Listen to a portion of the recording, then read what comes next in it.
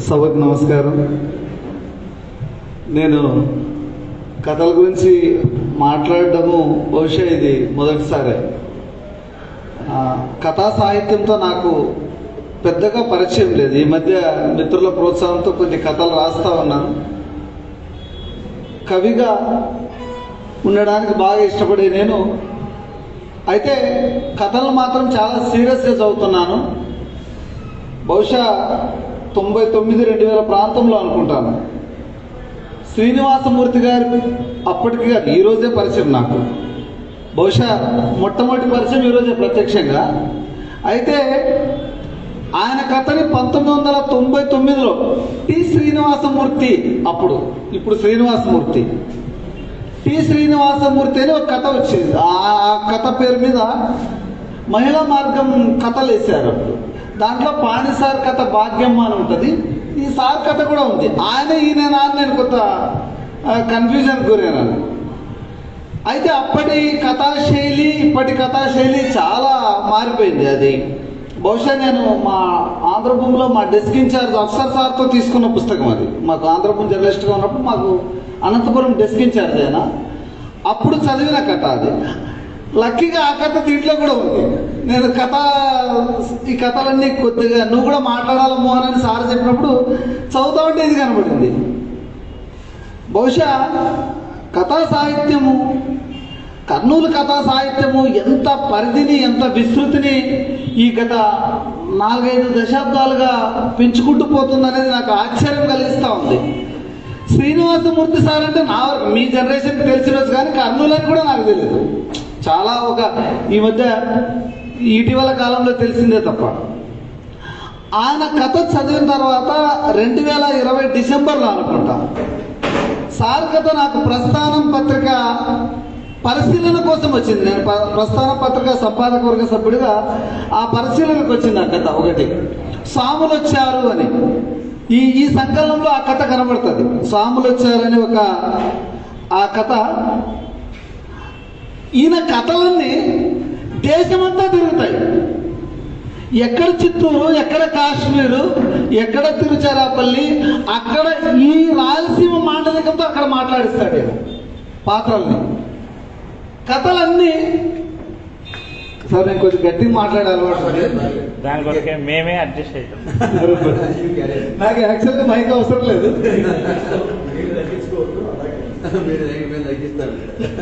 మీరు తగ్గిస్తే చాలు. ఎక్కడికెక్కడికో తీసుకెళ్ళిపోతాడు. చిత్తూరు జిల్లా అంటే కథను రాయడం గొప్ప విషయం అని నేనేం అనుకోవడం లేదు. కథను చాలా మంది ఈ మధ్యకాలంలో చాలా మంది రాస్తూ ఉన్నారు. కథలో చారిత్రక అంశాలను కూడా చెప్తూ వెళ్తాడు.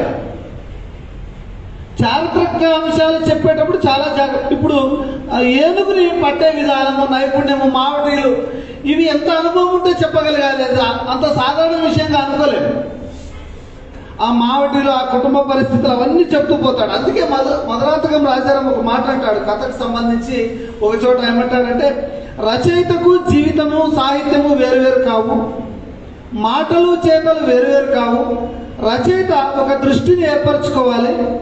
ఆ దృష్టి వ్యక్తిని చీకటి నుంచి వెలుగులోకి తీసుకెళ్లేదిగా ఉండాలి. ఆ సాధనలో లక్ష్యశుద్ధి సాధించాక రచయిత గావించిన సృజనాత్మక కృషి జాతి దృష్టిలో భాగమైపోతుంది అంటాడు. నాకు ఇది 100కి 100 రూపాయలు నిజం అనిపిస్తుంది. ఆ కథలో భాగమైపోతాడు. తను చెప్తున్న పాత్రని ఎంత ప్రాణప్రతిష్ఠ చేస్తాడంటే చాలా గొప్పగా చేస్తాడు. తొలి కథ కోవెల మావటి అనే కథ ప్రారంభంలో, ఇప్పుడు ఈ మధ్య ఆధునికత బాగా పెరుగుతున్న కాలం ఇది. కథలో ఒక పాత ఊరు కొత్త ఊరిని తేడా చెప్తాడు. పాత ఊరు ఎప్పుడైనా బాగా పాడుపాడుగా కనిపించే పరిస్థితి కనబడుతుంటుంది పాత ఊరు. కొత్త ఊరు అప్పుడప్పుడే ఆధునిక నిర్మాణాలు ఇవన్నీ మన కళ్ళ కట్టినట్లు చూపించే ప్రయత్నం చేస్తాడు. అయితే ఈ కథల్లో ఇంతవరకు మాట్లాడిన వాళ్ళు కొత్త విషయం చెప్తారేమో అనుకున్నాను. నేను ఆశించిన విషయం కొత్త విషయం చెప్పలేదని అనుకుంటున్నా. అదేంటంటే కథని కవితాత్మకంగా రాశాడు. మీరు బాగా గమనించండి. కవిత్వంతో కూడిన వాక్యాల్ని కథలో చూపించడం. శివారెడ్డి అంటాడు, కవి కవి కవి కథ రాస్తే చాలా గొప్పగా రాస్తాడు. సార్ నాకు కవి కాదో నాకు తెలియదు, కానీ కవితాత్మకంగా కథలు సాగుతాయి. దానికి ఉదాహరణగా చాలా కథలు నాకు తెలియదు కాబట్టి చెప్తున్నా. సార్ కవిత్వం రాస్తాడో లేదనే విషయాన్ని. యుద్ధం చేయాలంటే ముందు మనుషులు బతుకుండాలి కదా అంటాడు కథలో. యుద్ధం చేయాలంటే ముందు మనుషులు బతుకుండాలి కదా. మనుషులే బతుకుండకపోతే యుద్ధం ఎక్కడి నుంచి చేస్తారు? చేయలేరు కదా. అటువంటి గొప్ప గొప్ప కవితా వాక్యాలు ఈ కథల్లో కనపడతాయి. ఇక ఒక చోట ఈ మొదటి కథలోనే మూడుగాసల పంచాయతీ అని ఒక మాట వాడతాడు. ఈ రాయలసీమలో ఒక తిట్టు, అది చాలా సహజమైన తిట్టు. ఏ మూడుగాసల పంచాయతీ పెట్టావులే అంటారు జనరల్ గా. మొదటి కథలోనే చెప్పిస్తాడు ఒక పాత్రతో మూడుగాసల అంటే కథ రాయడం గొప్పది అని అనడం కంటే ముందు సమాజ మార్పులను ఎప్పటికప్పుడు అవగాహన చేసుకుంటూ తనలో జీర్ణం చేసుకుంటూ ఒక దార్శనికత దృష్టితో కథను తీసుకెళ్లడం ఇది గొప్ప విషయం అని భావిస్తున్నాను. కర్నూలు కథా సాహిత్యంలో నాకు స్పెసిఫిక్ గా ఇద్దరు వ్యక్తులు కనబడతారు. ఇప్పటికిప్పుడు నేను అనుకుంటున్నది ఏమంటే, ఈ కథా సాహిత్యాన్ని చదివిన తర్వాత చాలా అడ్వాన్స్డ్ గా ముందుకు వెళ్ళి కథలు రాస్తున్న వాళ్ళు. ఉదాహరణకు ఈ మధ్య నేను ఫోర్స్ మెజర్ అని ఉమామహేశ్వర్ సార్ కథ చదివాను. ఆదోని ప్రాంతం చుట్టూ తిరుగుతుంది. నాకు ఆదోని అని ఆ వర్డ్ కనిపించేలోపు ఆ కథంతో చదివేసే అలవాటు. చాలా అడ్వాన్స్ గా అంటే వ్యవసాయ చట్టాలు వచ్చిన తర్వాత ఇంప్లిమెంట్ అయిన తర్వాత మనిషి జీవితం ఎంత చిన్నాభిన్నమై మనిషి మానవ మనుగడ ఎంత ప్రశ్నార్థకమైందో చెప్పే కథగా కనబడతారు. కర్నూలు కథా సాహిత్యంలో అత్యంత ఆరుగా కనబడే కథకులు కొంతమంది ఉన్నారు. అంటే మిగతా వాళ్ళు అంత బాగా రాయట్లేదని నేను ఎప్పుడు అనను, ఆ ప్రయత్నం చేయను. అడ్వాన్స్ గా అంటే దార్శనికంగా ఆలోచించి కథలు చెప్పడము నాకు ఇప్పటి వరకు అయితే ఇద్దరు కనబడ్డారు. నా అధ్యయనం మేరకు, నా అవగాహన మేరకు. చూడండి, ఈ మూడుగాసల పంచాయతీ కావచ్చు, మాండలిక పదాలతో అంటే ఎక్కడో కర్నూలు వదిలేసి చాలా సంవత్సరాలు దశాబ్దాలైన ఒక శ్రీనివాసమూర్తి గారు ఇక్కడ భాషతో, ఇక్కడ మాండలికంతో, ఇక్కడ జీవన పరిస్థితులతో చాలా గొప్పగా కథలు చెప్పే ప్రయత్నం చేశాడు. నాకు అనిపించింది కథలు చదివిన తర్వాత దేశాన్ని మొత్తం స్పృశించుకుంటూ వెళ్తాడు. దేశంలో ఉండే అంటే మనం అనుకుంటున్నాం, ఇందాక పాణిసార్ ఉన్నాడు, ఇది ఒక అస్తిత్వ కథ, అస్తిత్వ గాథ అని చెప్తా పోతున్నాడు. ఆఫ్కోర్స్ అది ఉండొచ్చు, కానీ ఈయన దేశమంతా కథే, దేహమంతా కథే అనిపిస్తుంది నాకు. కలం నిండా ఉద్యమాన్ని, గొప్ప భావజాలాన్ని సిరాచుక్కర్గా చేసుకుని కవిత్వంతో కూడిన కథల్ని రాస్తున్నాడని నాకు అనిపించింది. బహుశా అటువంటి ప్రయత్నం ఇప్పుడు కబర్కే సార్ కూడా కాశ్మీర్ చుట్టూ తిరుగుతుంది. మరి సార్ కాశ్మీర్ చుట్టూ తిరిగినాడో లేదు, కానీ మేమంతా కాశ్మీర్ చుట్టూ తిరిగినట్లు అనిపించింది. అక్కడ వాతావరణం, అక్కడ వాళ్ళు అడవి తేనె తినడం, అడవి తేనె తీసుకొని తినడం, ఆ వీధులు, ఆ డిఎస్పీ సిఆర్పిఎఫ్ జవాన్లు వచ్చి ఇందాక కూడా కథ చదివాడు. ఎంత గొప్పగా చెప్తూ వెళ్తాడంటే సమాజాన్ని ఇంత సూక్ష్మ దృష్టితో కథకుడు చూడగలిగినప్పుడు ఈ సమాజానికి గొప్ప కథల్ని అందించగలడని మాత్రం నేను ప్రగాఢంగా నమ్ముతున్నాను. అలాగే చాలా కథలు అంటే వాస్తవానికి ఈ కథల గురించి మాట్లాడాలి అంటే నిజంగా ఒకరోజు వర్క్షాప్ కావాలి. ఊరికే పరిచయం చేయడం కాదు, కానీ కంప్లీట్ గా మాట్లాడాలంటే చాలా నోట్స్ నేను సిద్ధం చేస్తున్నా. కానీ అనిపించింది ఇది అసలైన సందర్భం కాదు, అసలైన విషయం కాదు. స్వాములు వచ్చారు కథ ప్రత్యేకంగా నేను 2-3 సార్లు చదివాను. ప్రస్థానంలో వచ్చినప్పుడు కూడా చూడండి, ఏనుగు 22 నెలలు కడుపులో పిల్లల్ని మోస్తుందనే విషయం నేను ఈ కథ చదివాను నాకు తెలియదు. మీకు బహుశా తెలిసిండొచ్చు. బహుశా నాకంటే మీరందరూ ఇక్కడ పెద్దవాళ్లే ఉంటారు. బహుశా ఆ ఏనుగు పిల్లకి 22 నెలలు, 9 మాసాలు మోసే తల్లని అనుకుంటాం. 22 నెలలు మోస్తున్న అంటే చూడు, ఏనుగు తన పిల్లని 22 నెలలు కడుపులో మోస్తుంది. 9 నెలలు మోసే మనకే ఇంత మమకారం ఉంటే దానికి ఎంత నెనరు ఉండాలి అంటాడు. ఎంత గొప్పగా చెప్తాడు. ఈ స్వాములచారి కథ పరిశీలనలో వచ్చినప్పుడు ఏంది నా దానవీర సూర్యకర్ణ మాదిరిగా డైలాగులు ఇట్లా రాసుకుంటూ పోయినాడు. చాలా అంటే దానవీర సూర్యకర్ణ మాటలు చెప్పినట్లే ఉంటాయి ఈ కథలో మొత్తం. ఏమంటే మా సంపాదకుడు పరిశీలనకు పంపించినప్పుడు ఫైనల్ అప్రూవల్ నేను చేయాలి కథల్ని. కవిత్వం రెగ్యులర్గా అప్రూవల్ చేసే నేను కథలు ఫైనల్ అప్రూవల్ చేయాలంటే కథ బాగుందిలేనా, నాకు బాగా అర్థమైంది, నువ్వు పెట్టేయని చెప్పాను. కథ బాగుందిలే, అసలు నీకు అర్థమైంది, మళ్ళీ ఒకసారి చదువు అన్నాడు ఆయన. మళ్ళీ ఒకసారి చదివితే కథ మొత్తము కూడా ఆ కథ 2020 డిసెంబర్ సంచిక వచ్చినప్పుడు ఎక్కువ కాపీలు ఆర్డర్ వచ్చినాయి మాకు, చాలా ఎక్కువ కాపీలు. ఆ కథకుడి పరిస్థితి నన్ను అడుగుతున్నా, నాకు తెలియదు అప్ప, నాకు ఆయన ఎవరో కూడా తెలీదు. కథ వచ్చింది, మేము ఎంపిక చేసి పెట్టినాం అంతే తప్ప వేరేది లేదంటే బహుశా అతనికి నంబర్ కూడా వేసాం కాబట్టి ఆయనకే ఫోన్ చేసి ఉండొచ్చు ఆ కథ వచ్చినప్పుడు. నేను ప్రత్యేకంగా శ్రద్ధ తీసుకుని బొమ్మ మాత్రం నాకు అనుకూలంగా వేసిన అప్పుడున్న పరిస్థితుల్లో. అయితే చూడండి, చాలా కథలు కూడా ఈ కథలో ముఖ్యంగా బాక్సైట్ తవ్వకాల గురించి మాట్లాడతాడు, యురేనియం తవ్వకాల గురించి ఒక్క వాక్యంలో చెప్పేస్తాడు. ఈరోజు భారతదేశంలో కేంద్ర ప్రభుత్వము ప్రకృతి వనరులు ఎంత దారుణంగా నాశనం చేసే పని చేస్తుందో మీ అందరికీ తెలుసు, తెలియదు కాదు. కలప కోసం అడవి, బాక్సైట్ యురేనియం ఇనుము ఖనిజాల కోసం అడవి, ప్రాజెక్టుల కోసం అడవి. అయ్యా, అడవితో ముడిపడకుండా ఏ అభివృద్ధి లేదా అంటాడు. అడవితో ముడిపడకుండా ఏ అభివృద్ధి లేదా అని మాట్లాడతాడు. చూడండి, ఒక సాధువు చెప్పే మాటలు, సాధువుని ఎంత గొప్పగా ప్రమోట్ చేస్తాడు ఈ కథలో. అసలు వేదాంతం మాట్లాడుతున్నట్టుంటాడు, పద్యాలు చెప్తాడు. ఆ పోలీసు వాళ్ళు తీసుకుపోతారు, స్టేషన్లో పెడతారు. స్టేషన్లో పెట్టిన తర్వాత చివరికి ఏం సంబంధం లేదు వదిలేయండి అని చెప్తారు. ఇన్నేళ్లకు మనసు పడి కాడి ఇంటి దారి పట్టింది, చెంపల మీద నీరు, ఎండి చారికలు కనిపిస్తున్నాయి. ఎంత కవితాత్మకంగా ముగిస్తాడు ఈ కథని. చాలా బాగా నచ్చిన కథ. స్వాములు వచ్చారు, ఒక సాధువు తన వాడి కోసం వెతికే ప్రయత్నం ఎంత గొప్పగా చెప్తాడంటే, వాళ్ళైతే యురేనియం తవ్వకాల పేరు మీద, రకరకాల తవ్వకాల పేరు మీద పరిశోధనల కోసం ఎంతైనా ప్రకృతి వనరులను నాశనం చేయొచ్చు. దాని మీద బతకడానికి మనిషికి మాత్రం హక్కు లేదు. ఎంత దారుణమైన విషయం, ఎంత దుర్మార్గమైన పరిస్థితి ఈ దేశంలో కొనసాగుతా ఉందో చూడొచ్చు. కథ రాయడం గొప్ప అని అనడం కంటే కథని సమాజానికి ఎంత గొప్పగా చారిత్రక అంశాలతో అందించగలుగుతాం అన్నది చాలా ముఖ్యం. చాలా మంది పరిశీలన మా ప్రస్థానానికి వచ్చినప్పుడు కొన్ని కథలు, నీ కథ బాగాలేదు, మేము పబ్లిష్ చేయడం లేదు అన్నప్పుడు చాలా ఫీల్ అవుతుంటారు.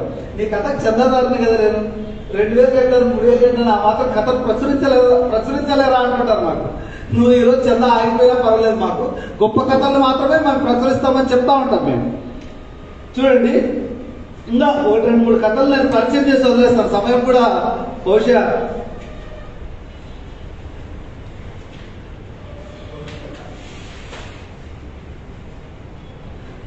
ఖబర్ కే సాత్ బాగా ఇంతకుముందే పరిచయం చేశాడు. ఖబర్ కే సాత్ కథలో పగలందరూ పనికొచ్చే సమయం అయినా మంచుతరలు వీడలేదు. శరీరాలను నిండుగా బట్టలతోనో స్వెట్టర్లతోనో కప్పి ఉంచినంత మేర మాత్రమే వెచ్చగా ఉంటుంది. చెంపలు, చేతులు, చెవి తమ్మెలు ఆ చల్లదనానికి చురచుర మండుతున్నాయి, చలి పోస్తున్నది. కవితాత్మకంగా మొదలుపెట్టి చాలా గాఢతగా లోపలికి వెళ్ళిపోతాడు. చూడండి,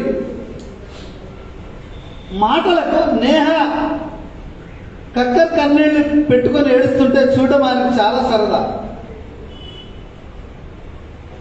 భూతల స్వర్గం పైన ఏ భూతాల కన్నబడిందో, కాశ్మీర్లో ఏ భూతాల కన్నబడి కాశ్మీర్ని ఈరోజు సర్వనాశనం చేసే ప్రయత్నాలు జరుగుతూ ఉన్నాయి, మీ అందరికీ తెలుసు, ప్రత్యేకంగా చెప్పాల్సిన పనిలేదు.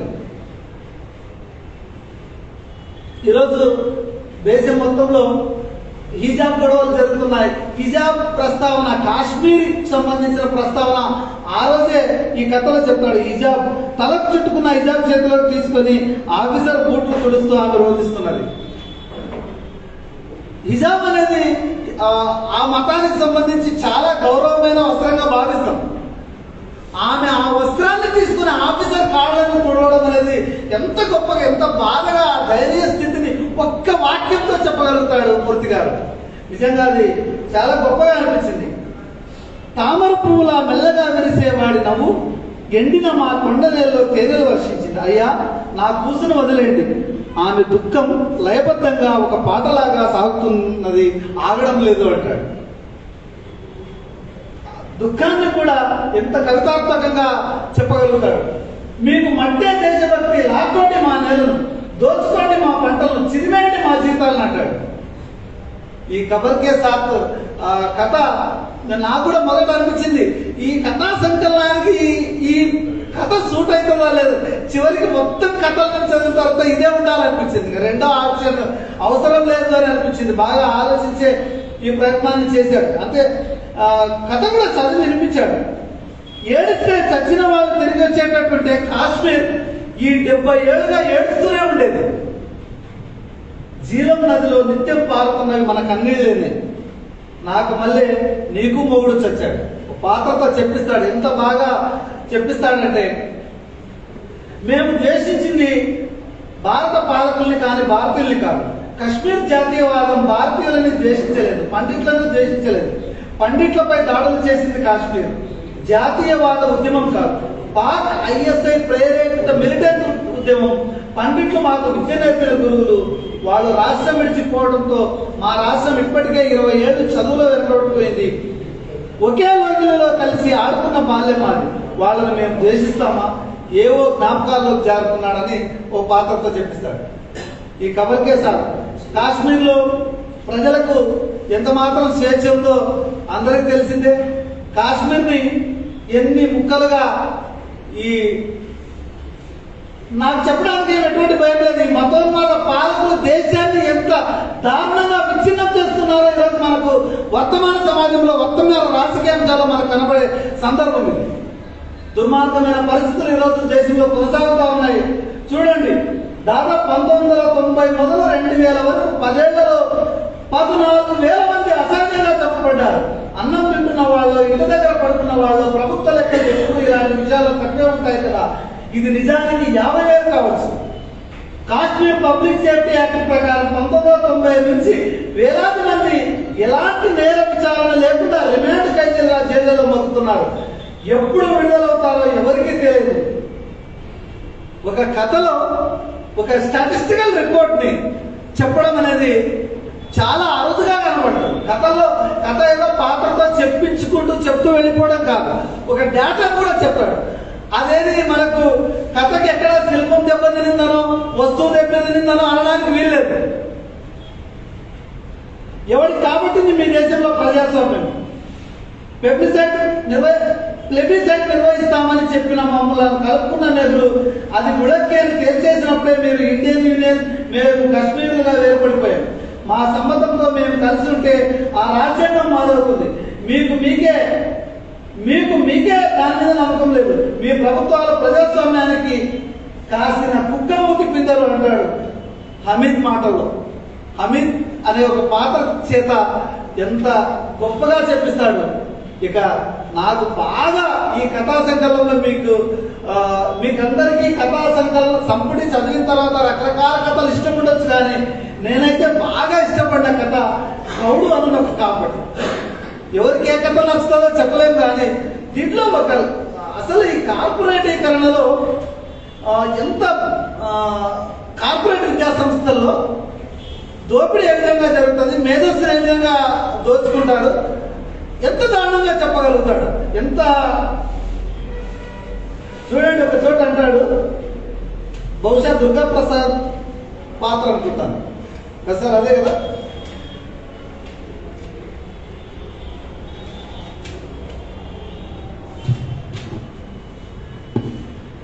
బహుశా ఈ కథలో సార్ కూడా పరకాయ ప్రవేశం చేసి కథను రాసినట్లు అనిపించింది. తన పాత్ర కూడా కనిపిస్తా ఉంది.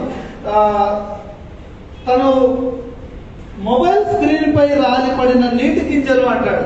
కన్నీటి చుక్కల్ని చూడండి ఎంత బాగా చెప్తాడు. నీటి గింజలు ఈ నోటితోనే కదా వాడి అపభ్రంశపు పూతలు, ఆప్యాయపు పలకరింతలు, లెక్కలేనని గొడవలు, వీడికి మెచ్చుకోళ్ళు. ఇది చాలా ఈ మధ్య కాలంలో వచ్చిన కథ అనుకుంటాను, 2021 వసంత మేఘంలో పబ్లిష్ అయిన కథ.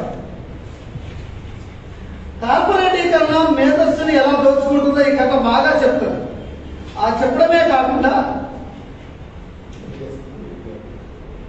చూడండి, ఫాతిమా అయినా భారత్ అయినా అన్ని చోట్ల పేదరికం నెమ్ము వాసనే, శరీరం అంతా పెంచులుడిన గోడలే, మొహం నిండా పౌడర్లా రాలే, జీవం లేని నవ్వులే, ఒంటి నిండా సోమరి ఆశుపోత భర్తల దాష్టికమే. మతాలు, నీతి సూత్రాలు, శక్తి స్వరూపాలు బక్వాస్. ప్రతి మతంలోనూ పురుషుడు ఆడదాన్ని లొంగ తీసుకొని అణచివేసి ఆనందిస్తాడు, నాలాగే అంటాడు. ఆపేయాలా సార్? ఎంత అంటే చూడండి, దీంతో మతంతో పని లేదు. స్త్రీ శరీరాన్ని ఒక వస్తువుగా చూసే సందర్భం మనకు కనబడినప్పుడు, చెప్పాలనుకున్నప్పుడు ఎంత గొప్పగా చెప్పగలుగుతాడు. ఈ కథలో ఇంకొక వాస్తవాన్ని చెప్పాడు. వాస్తవం ఏమంటే, స్టూడెంట్ యూనియన్లు కూడా అప్పుడులాగా ఉద్యమాలు చేయడం లేదు ఇప్పుడున్న పరిస్థితిలో. ఇప్పుడు అటువంటి ఉద్యమాలు మనకు కనబడడం లేదని చాలా బాగా చెప్పాడు. బహుశా మాట్లాడే విద్యార్థి సంఘాలకు కోపం రావచ్చు, నేను కూడా విద్యార్థి సంఘంలో నుంచి వచ్చిన వాడే కాబట్టి విద్యార్థి సంఘాలు నిజంగా నాకు కనబడుతున్నాయి ఇప్పటికి కూడా. మేము ఎస్ఎఫ్ఐ నుంచి మొదలు పెట్టిన మా జీవితము ఇప్పుడు అటువంటి పరిస్థితి లేదు. అంత మిలిటెంట్ ఉద్యమాలు లేవు. నిజంగా అటువంటి మిలిటెంట్ ఉద్యమాలే ఉంటే విద్య కార్పొరేటీకరణని అసలు అడ్డుకట్ట వేసేవాళ్ళం, కార్పొరేట్ విద్యని మన దేశంలో అసలు లేకుండా చేసేవాళ్ళమేమో అనిపిస్తుంది. మతోన్మాద పాఠాలు పెడుతున్నప్పటికీ ఈరోజు మేధావులు ప్రశ్నించడం లేదు. మతోన్మాద పాఠాలు అవన్నీ దయచేసి మేధావులు చదువుకున్న వాళ్ళు ఉపాధ్యాయులు చాలా మంది ఇక్కడ ఉన్నారు. 7వ తరగతి తెలుగు టెక్స్ట్ బుక్ దయచేసి ఒక్కసారి చదవండి. నేను తెలుగు ఉపాధ్యాయుడిని. ఎంత గొప్పగా మతోన్మాదం వైపున మనల్ని తీసుకుపోతాడో చెప్తారు ఆ పాఠం. అసలు వాళ్ళకు విలువల్ని బోధిస్తున్నామా, అసలు వాళ్ళకి అశాస్త్రీయమైన అంశాలను బోధిస్తున్నామని మనకు కనబడుతుంది. ఇప్పుడు వచ్చిన కొత్త తెలుగు టెక్స్ట్ బుక్ నేను చాలాసార్లు చెప్పాలనుకుంటే, నేను సగటు ఉపాధ్యాయుడిని, నేనేం చేయలేదు. కానీ గత్యంతరం లేని పరిస్థితిలో పాఠాలు నేను చెప్పాలి. చెప్తున్నప్పుడు కూడా చాలా బాధపడి చెప్తూ ఉంటాను నేను. ఏంటి అసలు వీళ్ళకు అశాస్త్రీయమైన అంశాలతో పాఠాలను బోధిస్తే రేపటి తరం వాళ్ళు ఏమైపోతారు, వాళ్ళు మనం అనుకుంటున్న సమాజాన్ని నిర్మిస్తారా అనే ఆశ్చర్యం కలుగుతుంది. ఇటువంటి గొప్ప కథల్ని మనకు అందించాడు. ఈ కథల మీద నాకు తెలిసి గొప్ప వర్క్షాప్ నిర్వహించాల్సిన అవసరం ఉంది, చాలా బాగా మాట్లాడాల్సిన అవసరం ఉంది. కథలు వర్తమాన జీవితంలో బాగా పనికొచ్చాయని 96లో చాలా గొప్పగా రాశాడను, ఇప్పుడున్న జీవితంలో చాలా అన్వయించి చాలా బాగా చెప్తున్నాడని చెప్పడం కాదు. కథల్ని వాస్తవిక కోణంలో నుంచి, శాస్త్రీయమైన కోణంలో నుంచి, చారిత్రకమైన కోణం నుంచి చెప్పడం, ఇది గొప్ప కథా సంపుటిగా నా ముందు కనబడింది. ఇంతకుముందు చెప్తున్నట్లు ఉమామహేశ్వర గారు చెప్తున్నట్లు గొప్ప ప్రముఖ ప్రఖ్యాతలు ఏం లేవు, కానీ కాకపోతే చర్చించాల్సిన కథలు, ఆలోచింపజేసే కథలు, మనం మాట్లాడవలసిన కథలు, ఖచ్చితంగా ఈ సమాజానికి అందించాల్సిన కథల్ని మూర్తి గారు అందించారని నేను బలంగా విశ్వసిస్తూ ధన్యవాదాలు సార్.